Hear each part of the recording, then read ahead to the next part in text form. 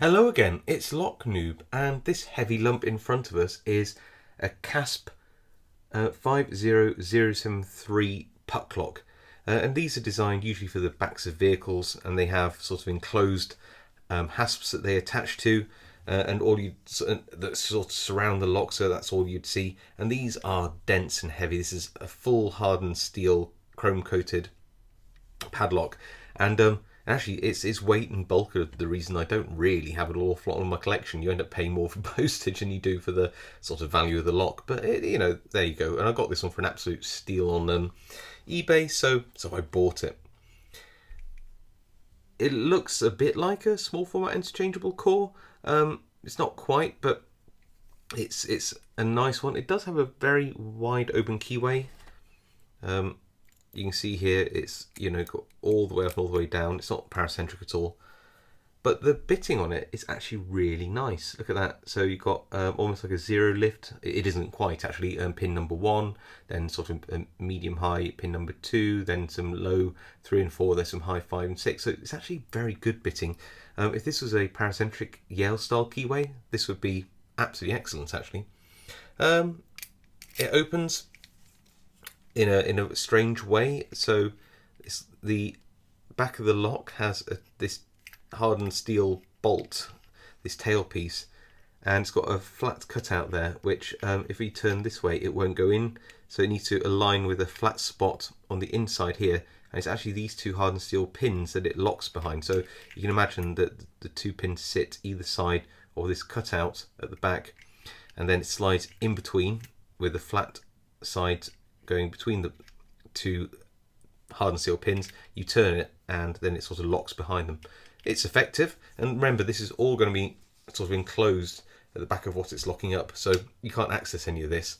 So yeah, pretty heavy, pretty good lock in terms of its physical resistance to physical attacks.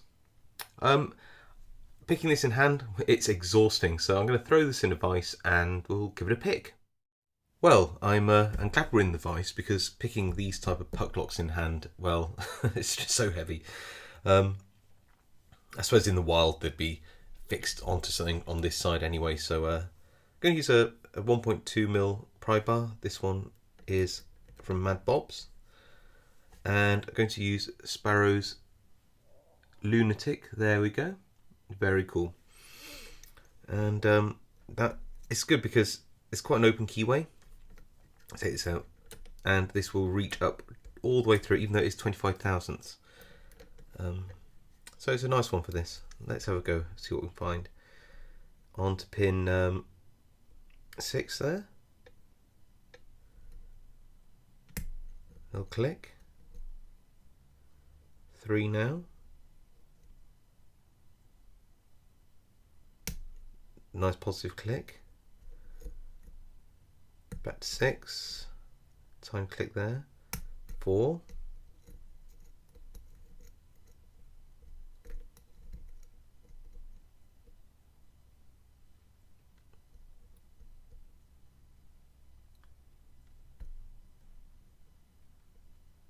go through again, pin 2, there we go, pin 1, nothing on pin 1 yet. So that was 6 again, 5 again. Very little clicks. Honestly, these feel like spools. Not spools, serrated pins actually, which is odd, because I was expecting spools in this lock. But 2, pin 1 now feels like it's binding. No, that's 2. 6, 5, little movement there. 4, nothing. 3, nothing.